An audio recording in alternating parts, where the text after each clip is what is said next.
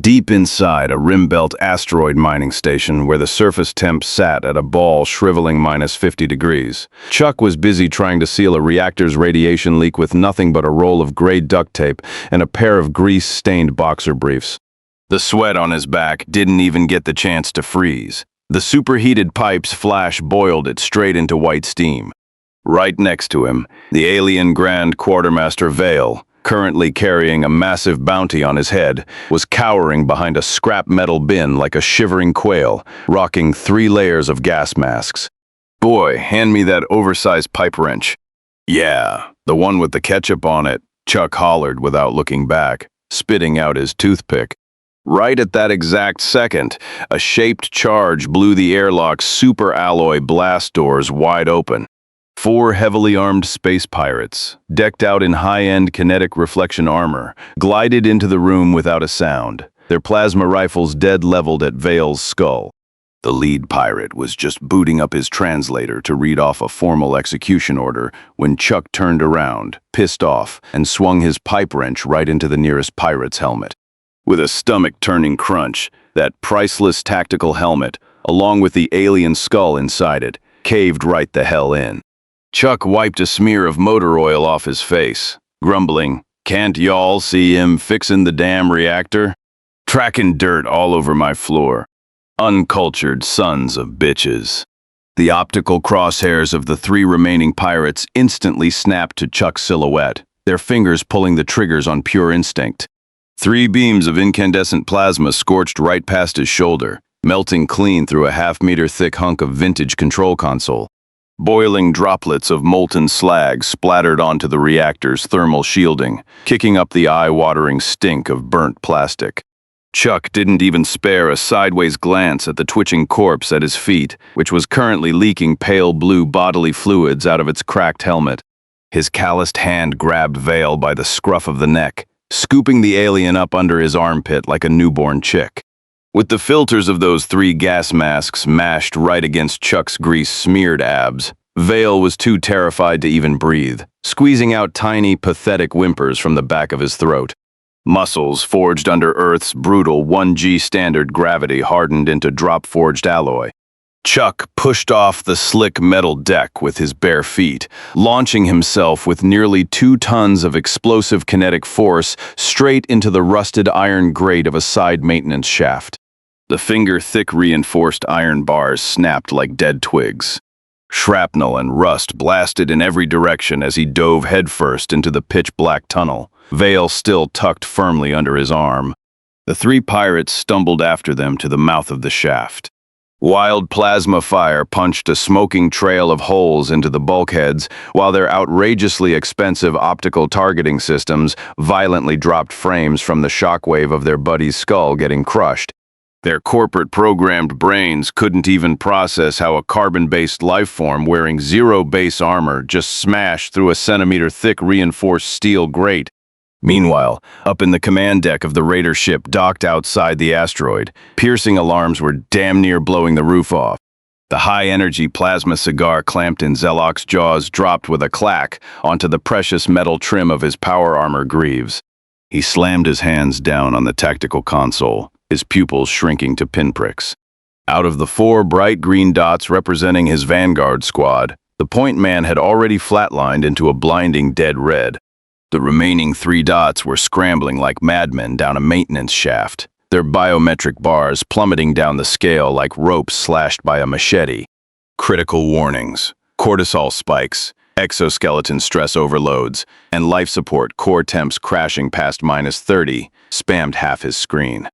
Zalok clenched his fists so hard he left white indentations in the console's alloy edge. It was absolutely incomprehensible. How was his elite strike force, equipped with top-tier kinetic shielding, plasma rifles, and full life support suites, getting torn to pieces by an Earthling wearing no armor and a pair of greasy boxer briefs? The static-filled comms channel crackled with the hysterical, sobbing screams of his men. "Commander, reporting." The subject breached the steel grate. "The rust shrapnel in the shaft has compromised our armor seals. The cold. My endoskeleton is fracturing from the chill. Incompetent garbage." Zalok roared into the mic, pressing the transmit button so hard his knuckles deformed. All units, maximize magnetic boot output immediately. Pursue the Terran and the hostage quartermaster relentlessly. Do not allow them to breach the forward derelict sector. I will flay him alive and use his epidermis as a decorative rug for the bridge. Chuck's bare feet ground over the coarse slag littering the ore-crushing bay. The hem of his greasy boxers was caked in rust from his little tunnel dive. Dangled by his neck, Vale was vibrating like a busted sifter hooked up to a car battery, the exhaust valves on his triple gas mask hissing out air as he stammered out-of-tune alien pleas for mercy. Chuck caught sight of a busted gravity control panel bolted to the corner. Without missing a beat, he raised his calloused left foot and kicked the absolute shit out of it. The brittle alloy faceplate caved in with a vicious crunch, sending a cascade of sparks ripping through the exposed wiring. Instantly, the low hum of the grav generator and the whistling of the ventilation shafts cut out dead. The next second, gravity flatlined to zero. The two of them detached from the steel deck and drifted upward, surrounded by a massive gray fog of floating ore dust. The ambient temp nosedived toward absolute freezing. Goosebumps flared up over Chuck's bare arms, and the white plumes of his breath snap froze into tiny icicles right in his beard. He shoved the blue blood-stained pipe wrench deeper into his waistband, hooked a finger onto the latch of an old toolbox floating by, and popped it open with a sharp clack. He fished out his 12-year-old industrial nail gun, the casing still greasy with axle lube from the last time he fixed a damn minecart. Vale was thrashing around in zero-G, kicking his limbs in a panic and nearly ripping his own oxygen hose loose. Chuck freed up a hand, smacked the alien right on the helmet, and pinned him against the nearest bulkhead. Ripping off 2 strips of gray duct tape from his pocket, he taped the alien's ankles to a protruding steel bolt so the little guy wouldn't float around and get in the way. The moment he turned back around, 3 piercing blue optical laser sights cut through the floating debris field, locking dead onto his suspended torso. 3 pirates, their armor seals completely shot to hell, were walking up the opposite wall on their mag boots, marching steadily toward him with their plasma rifles locked and loaded. Chuck didn't even blink. He caught the pirate's wall-mounted mag boots in his peripheral vision, shot a glance at Vale buzzing like an electric doorbell taped to the bulkhead, and flicked his wrist. He didn't aim the nail gun anywhere near the enemies right in front of him. Instead, he jammed the muzzle of that grease-stained industrial nail gun squarely against the half-meter-thick load-bearing alloy plate behind him and squeezed the trigger dry. Clang, the savage, muffled blast detonated in the zero-G silence. A depleted uranium spike, capable of punching through a half-meter of solid granite, slammed into the steel plate. The hundreds of kilos of pure recoil kicked into his shoulder pocket like a sledgehammer, launching his entire body forward like a cannonball out of a smoothbore. The 3 laser sights swept through empty space. The pirates' optical tracking software hitched for a solid half-second. Nowhere in their lifetime of tactical space combat training did any manual mention a target using a power tool as a raw, unrestricted thruster. With 0 atmospheric drag, Chuck's 70-kilo frame of pure high-density muscle rode that momentum like a railgun slug. The bloody pipe wrench tucked in his waist caught the pale light. He flew so close he could see his own rugged, meaty face reflected in the lead pirate's visor. The alien froze, its rifle-raising animation lagging a whole beat behind. Carrying absolutely unstoppable inertia, Chuck plowed head-on straight into the dead center of the 3-man formation. The point man pirate didn't even get a chirp of a warning out before Chuck's rock-hard shoulder obliterated him, violently ripping his mag boots right off their magnetic anchor points and tearing off a chunk of the bulkhead's anti-slip plating with him. The pirate's already ruined seal suit tore wide open. The -50-degree void tore into the breach. 3 of the alien's low-density ribs shattered on impact, the bone shrapnel puncturing its life support tubing, instantly flash, freezing its pale blue fluids into a thin layer of ice inside the armor.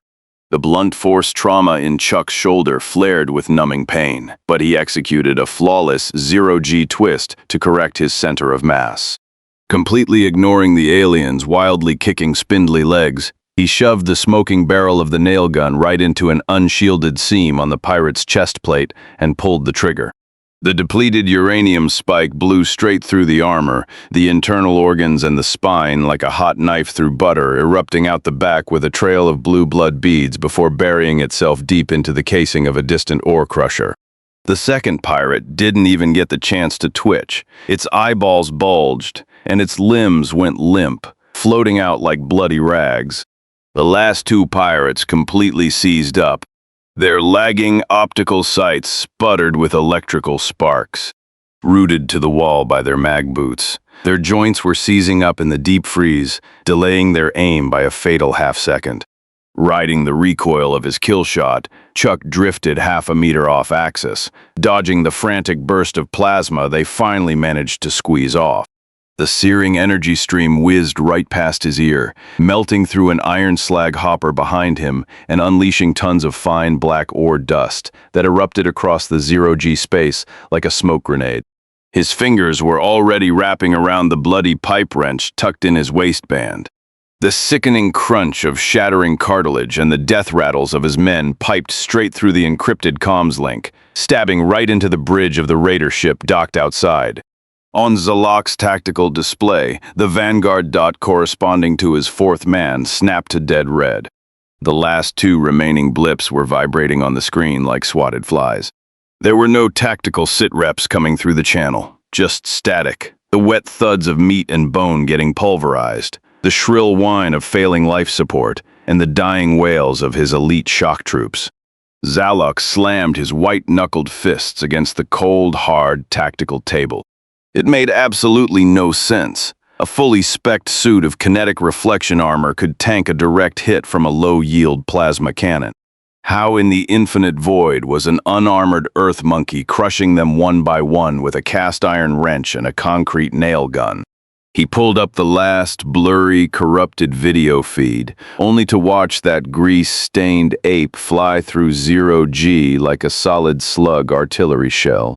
Upon impact, his pride and joy, the vaunted shield matrix, didn't even hold for half a second before shattering into a blizzard of blue sparks. He kicked his alloy captain's chair clear across the room, completely ignoring the half-lit plasma cigar, burning a scorch mark into the deck. Barking orders at his two standby elites to gear up immediately, he spun on his heel and stormed toward the hangar. He was going to pilot the newly commissioned 7-ton micro-mech himself, breach the ore-crushing bay from the exterior airlock, and grind that filthy station defiling savage into absolute dust. Chuck drifted behind a jagged half-slab of iron ore. The low-frequency rumble of an incoming mech bled through the station's metal skeleton, vibrating right into his marrow and shaking the floating black dust around him. Covered in ore dust, the two remaining Vanguard pirates had completely lost their shit. They were squeezing their triggers so hard, they were practically bending the metal. Wild plasma fire ignited the floating particles into a chain of popping orange starbursts. A few superheated streams grazed right past Chuck's ear, melting sizzling, bubbling craters into the alloy bulkhead behind him. The pirates' optics were totally blind, just flashing useless red errors. They couldn't even track a silhouette 2 feet away, let alone notice Chuck slowly floating toward them using the slag as cover. Chuck kicked off another floating chunk of rock and slithered right behind one of the pirates like a greased catfish. The guy's armor seals had already been scored by flying debris, leaving a life support hose dangling limply down his back. Chuck hooked his calloused fingers right into the connector joint and yanked hard. The seal blew out instantly. -50-degree deep space vacuum flooded into the suit through the rupture. The pirate didn't even have time to scream. His visor frosted over instantly, the residual air in his lungs flashed freezing into tiny ice crystals. Pale blue blood jetted from the severed hose, solidifying into a string of bobbing blue ice pearls in the zero-G. The corpse twitched twice, then went stiff as a board. The last remaining pirate finally caught on. Shrieking something awful, he slapped his plasma rifle onto his magnetic hip mount, frantically mashed his boot's output controls, and ignited his thrusters with a pale blue flare, hauling ass toward the nearest corridor entrance. Chuck cracked a smirk that tasted like motor oil. He leveled the nail gun at the thick steel plate behind him, his other hand gripping that blue-stained pipe wrench so tight the veins on his wrist popped like cables. Chuck squeezed the trigger. The depleted uranium nail slammed into the heavy bulkhead. In a zero-drag environment, the massive kickback slingshotted him forward into a human blur, clocking in at 3 times the speed of the fleeing pirate's thruster wash. The pirate was so terrified he popped a gasket on his own faceplate. He fumbled wildly for the plasma rifle on his hip, but in his zero-G panic, his fingers slipped, unable to even flick the safety off. Chuck's wrist whipped the pipe wrench in a brutal half-arc of pure kinetic fury. The heavy iron head smashed precisely into the mag boot's servo motor, obliterating the delicate alien ceramic components into dust. The boot died instantly, sending the pirate spiraling out of control in midair, leaking blue blood that quickly crystallized into tiny beads of ice. Chuck grabbed the bastard by his back plate, twisted him around like a rag doll, and punted him straight into the rusted, curling teeth of the stationary ore crusher. The flimsy, low-density alien skeleton didn't even put up half a second of resistance before getting wedged deep into the jammed gears. The muffled crunch of metal on bone died out 2 seconds later. And just like that, the entire Vanguard squad was wiped off the map. 4 mutilated corpses drifted aimlessly in the void, blue ice crystals floating everywhere. Inside the mech's cockpit, Zalok's tactical display erupted into a blinding storm of red static as his last Vanguard's vitals flatlined against the crushing teeth of the ore grinder. His knuckles went white. The 7-ton micro-mechs power plant roared with a deep, guttural hum. Alloy treads, locked down with mag clamps, rolled heavily over the lip of the freshly breached airlock and slammed down onto the steel deck of the crushing bay. The rapidly tanking ambient temperature scrambled the mech's thermal optics into a noisy blizzard. He tweaked the gain settings over and over until the twisted remains of his 4 men slowly resolved through the fuzz, half a helmet wedged in the crusher gears, snap-frozen blue blood drifting like a string of translucent pearls, and a chest plate completely holed by a uranium spike, the corpse scraping against the mech's hull with a hollow thud as it floated by. The rage boiling in Zalok's chest was hot enough to burn right through his own low-density exoskeleton. He had blown half his raider ship's supply budget training this elite squad, and they didn't even manage to singe a single hair on this guy's head. He violently wrenched the weapon's yoke. The mech's flank mounted heavy plasma cannons spooled up in an instant. A brilliant orange-red beam of high-energy plasma vaporized a half-ton chunk of scrap, blocking his path. Molten slag splattered into 0G, separating into hundreds of boiling droplets that burned a bubbling trail of craters into the bulkhead. The thermals finally managed to pull 2 moving heat signatures out of the noise just as they rounded a corridor corner, one tall, one short, perfectly matching the biometrics of the 2 surviving targets. Screaming in fury, Zalok jammed the throttle to max. Blinding blue thrust flared from the mech's exhaust. 7 tons of alloy muscle scraped against the bulkheads as it charged forward. The main gun locked dead on the corridor entrance, his finger already half depressing the firing stud.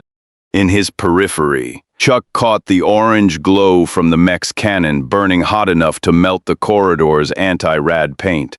The 7-ton chassis ground against the sidewalls, showering his greasy legs with superheated sparks that instantly bubbled up into a nasty rash of blisters. His finger pulled the trigger of the nail gun tucked behind his back. Click, click. Dead empty. Head burned his last 2 uranium spikes back in the crushing bay. His free hand grabbed Vale by the scruff like a dirty sack of potatoes. The terrified quartermaster's triple gas mask had slipped all the way down to his chin as Chuck aggressively hauled him toward a derelict exhaust shaft. The busted grav systems flickered randomly from heavy to 0. Chuck scrambled barefoot over the frosted decking, sprinting and tumbling deeper into the corridor. The bloody pipe wrench clanged wildly against the walls.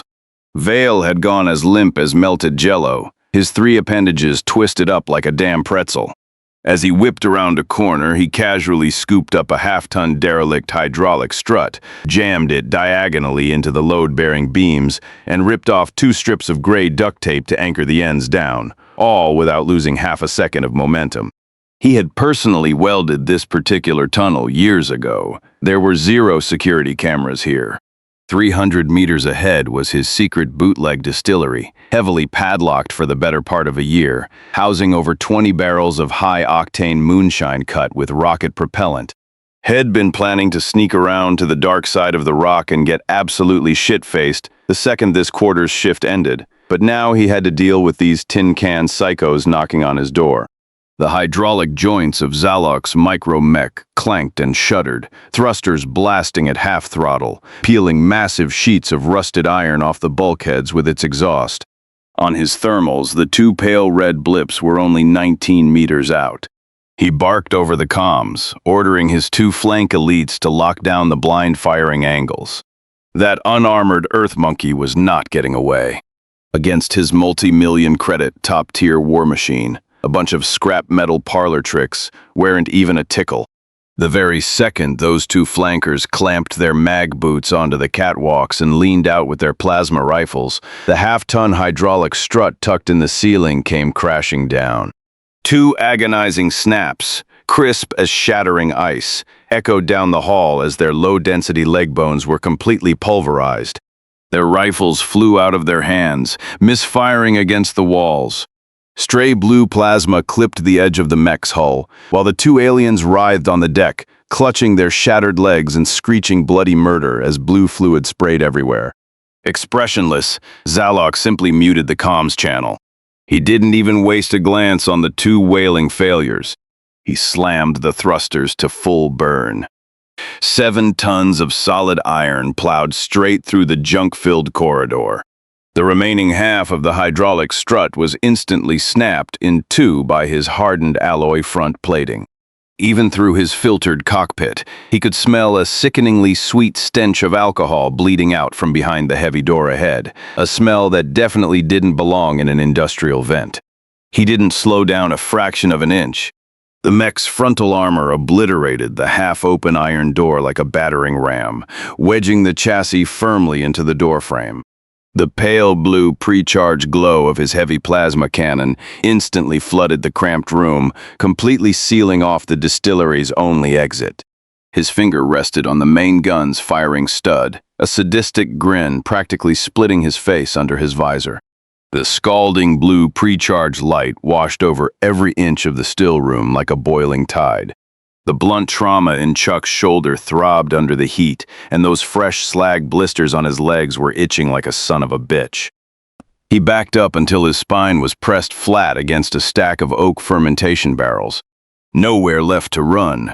Huddled at his feet, Vale stared into the blinding blue barrel of the gun, violently threw his triple-masked head back, and passed out cold, letting out a few muffled gasps from his crooked mask. Chuck's eyes darted down to the neat rows of 50-gallon steel drums by his boots. Stenciled onto the metal with cheap spray paint was a sloppy label reading Chuck's Reserve.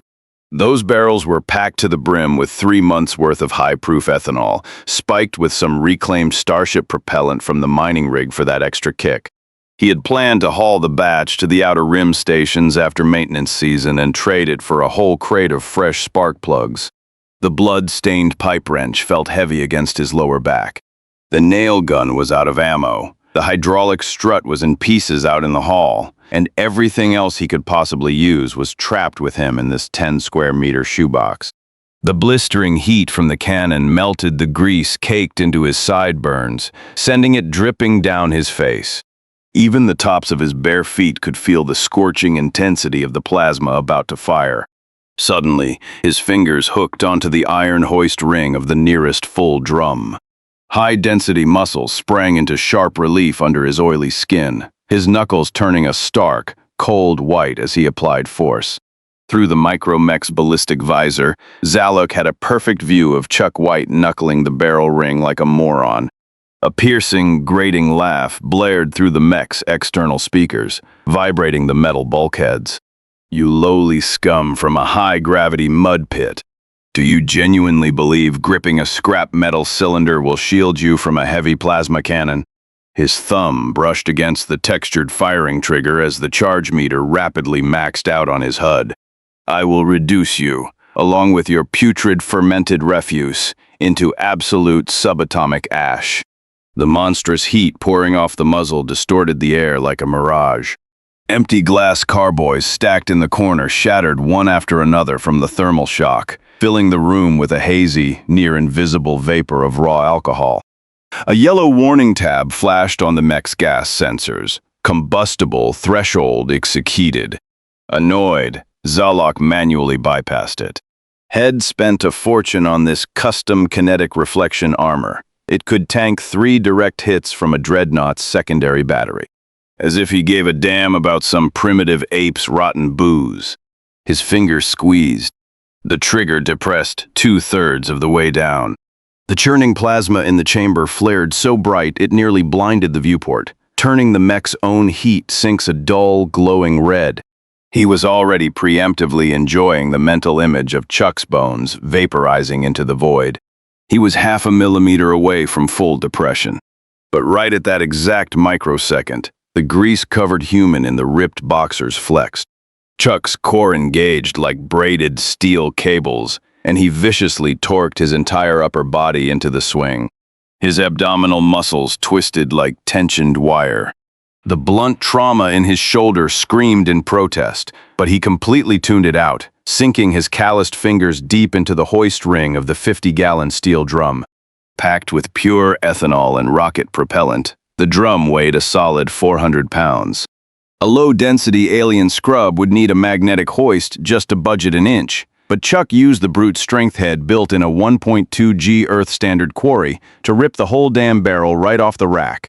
Riding the torque, he swung that sucker like a full-speed cast-iron wrecking ball. Wedged in the bent doorframe, the mech couldn't move a single inch. Zalok didn't even have time to traverse the cannon before the heavy drum smashed squarely into the glowing red plasma barrel. The welded rim burst open from the sheer impact. Highly pressurized ethanol and starship propellant violently erupted, showering the translucent liquid dead center over the mech's scalding heat sinks and weapon seams. Hitting hull plates pushing 300 degrees Celsius, the booze flash boiled into massive clouds of white steam, suffocating the entire room in a cloyingly sweet, choking stench of alcohol. The hot blowback popped the blisters on Chuck's leg, sending a sticky mess of plasma and black oil running down his calf, but he couldn't have cared less. He casually tossed the mostly empty drum to the side. The ambient temp was skyrocketing. The fuel that had seeped into the mech's joints was already making contact with the fully charged plasma circuitry, spitting out tiny pale blue sparks.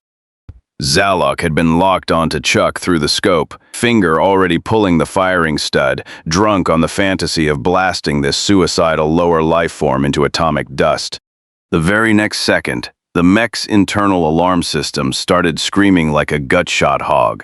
Dozens of warnings he had manually bypassed 30 minutes ago. Combustible hazard, circuit overload, hull thermal critical spammed across his hollow display, completely obscuring his targeting reticle.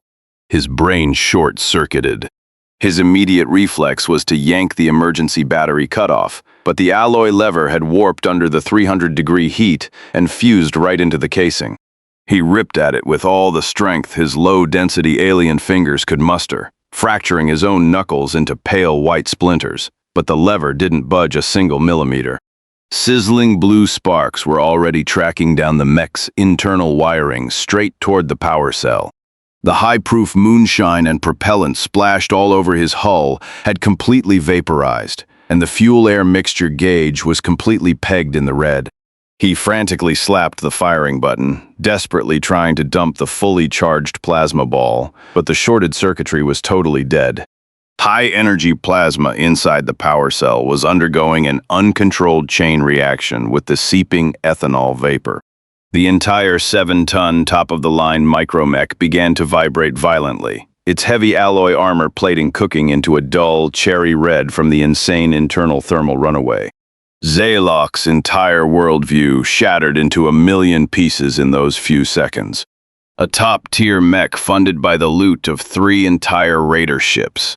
A kinetic armor suite that could survive a direct orbital railgun strike. And it was about to be obliterated by a goddamn barrel of human moonshine. He stared through the tiny remaining sliver of clear viewport at Chuck, watching in absolute horror as the greasy, half-naked savage leisurely slipped his blue-stained fingers into the pocket of his discarded work pants. He pulled out a 3-year-old Zippo, absolutely caked in oil grime. The brass casing was covered in dents from all the times Head used it to tap heavy bolts into place. The 7-ton mech was vibrating like a jackhammer across from him. The dark red armor was so stupidly hot it flash vaporized any drop of alcohol that touched it. White steam laced with blue static sparks hissed from its seams in twisted streams. Behind the glass, Zalok's face was completely contorted in pure terror, his shattered pale fingers mashing frantically at every console button within reach. Chuck flicked his thumb. Click! A steady orange flame sprang to life, making the dense ethanol vapor around it shimmer with tiny fringes of blue fire. With a lazy flick of the wrist, he tossed the lighter. It tumbled end over end, spitting sparks directly toward the mech's highly combustible exhaust vents. His other hand grabbed Vale by the gas mask straps. He hauled the unconscious alien like a 50-kilo sack of slag, sprinting 2 steps before diving behind his massive anvil. He pressed himself flat against the half-ton cast-iron block, making sure to shove Vale's head deep into the safest corner. His shoulders screamed at him, and the oozing blisters on his legs smeared oil and blood against the freezing iron. Behind him, Zalok's voice cracked into an inhuman, shrieking roar that bounced off the walls, just as that dancing orange flame drifted within 4 inches of the mech's overcharged hull. The millisecond the orange flame licked the venting combustible vapor, the initial muffled boom struck Chuck's eardrums totally numb. The ensuing chain reaction detonation literally tore the distillery bulkheads apart. Hundreds of rivets popped like stray bullets, and the half-meter-thick rusted plating peeled back like a twisted iron lotus. The fully spooled plasma energy inside that 7-ton micro-mech went off like a supernova, blowing the dark red armor plating into a mangled ball of scrap. Boiling hot shrapnel flew past the edges of the anvil, gouging deep divots into the heavy metal surface. Propelled by the massive concussive force, the half-ton anvil skidded half a meter backward in the erratic gravity field. Chuck's shoulder wrenched hard, and his leg burned split wide open, sending blood and black oil dripping down his shin. Inside the cockpit, Zalok's screams didn't even last half a second before getting utterly pulverized by the blast. Shattered cockpit debris, mixed with alien blue blood and melted circuitry, splattered across the deck, sizzling into little craters. Zero-G glass shards and floating droplets of moonshine whipped around like buckshot in a tornado. Chuck buried his face deep into the crook of his arm, his other hand white-knuckling Vale down into the absolute safest dead zone behind the anvil. The aftershocks of the blast rippled through the decking and straight into his bones.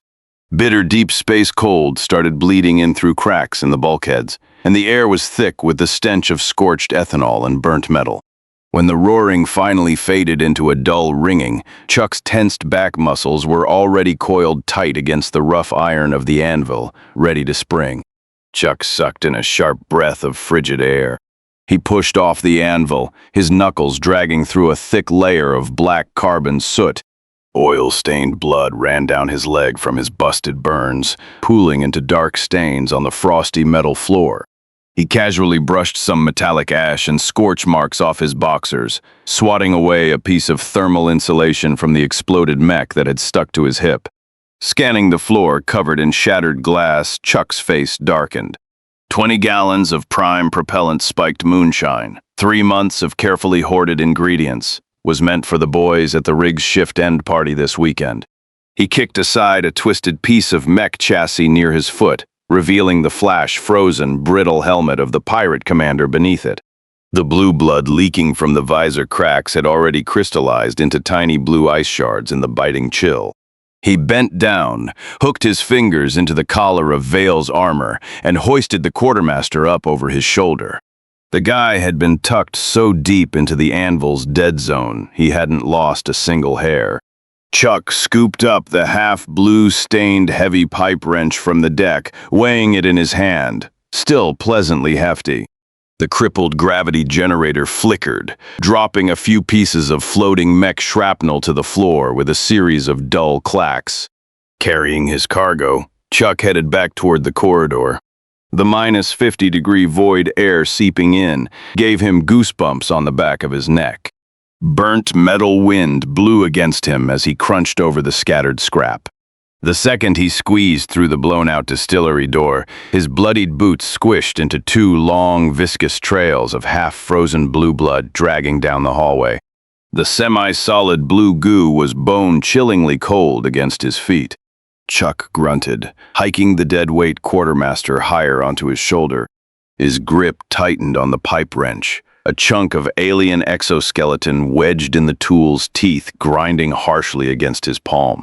Down the hall, those two elite flankers with the crushed legs had been whimpering over their mangled bones. When Chuck's heavy footsteps hit their audio sensors, they looked up and froze stiffer than a block of slag.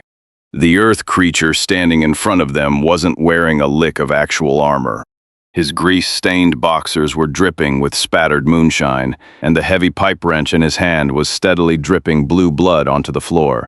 They immediately dropped their plasma rifles, letting them clatter onto the frosted decking. They practically crawled over each other to shrink into the corners, burying their faces against the steaming cold bulkheads and playing dead. They were so terrified they manually muted their own life support, critical warnings. Chuck didn't even give him a second glance. All he could think about was the 20 gallons of prime hooch spilled all over the floor, 3 months of top-shelf aerospace propellant blends, complete with real oak cork's head scavenged from the cargo hold, all totally wasted on a pile of scrap. Annoyed that they were blocking the path, he just stepped right over one of the pirate's helmets.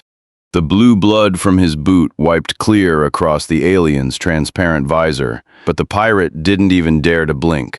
His split burns and motor oil left a crooked, dark trail down the hall as he hauled his bounty over to the blast doors of the reactor room. Comforting, warm, residual heat bled through the door seams. The toe of his boot nudged the edge of the gray duct tape roll head dropped earlier. With a quick flick of his blood-crusted boot, he popped the half-frozen roll of tape up from the floor. Bending down to catch it tore at his burns, and Chuck let fly a string of pure, unadulterated redneck profanity. He cursed out these plasma-brained space pirates for wasting 2 whole hours of his damn shift. He could've had the reactor gaskets swapped and been back in his bunk, chugging ice-cold moonshine before clockout. He carelessly dumped the unconscious Vale onto the load-bearing steps by the door. The guy's triple gas mask hadn't budged an inch, and he was snoring louder than a 20-year-old rock drill, completely unfazed by the nuclear-level explosion he'd just slept through. Deep in the corridor, the 2 crippled pirates didn't dare breathe. Blue blood pooled half a meter out from their bodies as they played dead, terrified to even twitch a finger in case the monster in the boxer briefs noticed them again. Chuck tossed the heavy pipe wrench aside, peeled the backing off the duct tape, and started aggressively wrapping it around the reactor wall fissure that was hissing out sub-zero coolant. This heavy-duty thermal tape, which took him 3 damn days to track down in inventory, sealed the gap airtight. The steaming leak shut the hell up in under 3 seconds, and the reactor gauge that had been bouncing in the red all morning finally clacked solidly back into the green. Warm, recycled air blew out of the vents, washing over his scorched boxer briefs. Chuck glanced up at the exterior security monitors. Out in the void, the raider ship, seeing every single boarding party signal drop dead and unable to find a single crewman willing to step within a mile of the airlock, fired up its sublight drives, turned tail, and hauled ass out of the asteroid belt. He smoothed down the last layer of tape and gave the perfectly patched pipe a firm pat. Scooping up the snoring Vale, he headed off toward the break room, not even bothering to give the 2 discarded plasma rifles at his feet a second glance. Kinetic shields, micro-mechs, all a load of horse shit. Out here in deep space, the only things you could actually rely on were a roll of -50-degree industrial duct tape and a pair of heavy fists from a high-gravity death world. Exhaling a long breath and hitting that final keystroke. Man, that was an absolute blast to write. The whole driving force behind this story was to completely shatter the polished, hyper-advanced tropes we usually see in space opera sci-fi. Normally, alien elites dropping in with kinetic reflection shields, plasma rifles, and micro-mechs would be an overwhelming apocalyptic threat. But I wanted to flip that entirely on its head. I wanted them to get absolutely dismantled by a pissed-off Earthling mechanic in greasy boxer briefs, wielding nothing but a cast iron pipe wrench. That absurd, brutal juxtaposition is the beating heart of the HFY humanity, fuck yeah, genre. I wanted to prove that out in the freezing, unforgiving void of deep space. Sometimes the most reliable survival tool isn't a state-of-the-art quantum barrier. It's a roll of heavy-duty duct tape and dense, high-gravity earth muscle. Chuck is essentially the embodiment of every blue-collar guy who has ever been pushed over the edge by someone ruining his break time. He doesn't give a damn about interstellar bounties, galactic politics, or high-tech supremacy. The only reason he goes on a rampage is because these arrogant space pirates tracked dirt on his floor, interrupted his maintenance shift, and worst of all, destroyed 20 gallons of his precious rocket propellant-laced moonshine. Writing the scenes where he uses a 12-year-old industrial nail gun and combustible cheap booze to mentally and physically break an elite alien strike force was incredibly cathartic. The dark, gritty humor just wrote itself. I hope that when you read or listen to this story, you feel that same raw, unhinged, and totally absurd adrenaline rush. After all, when the universe decides to throw its absolute worst at you, never forget, we are the stubborn, wrench-swinging bastards from a 1G death world.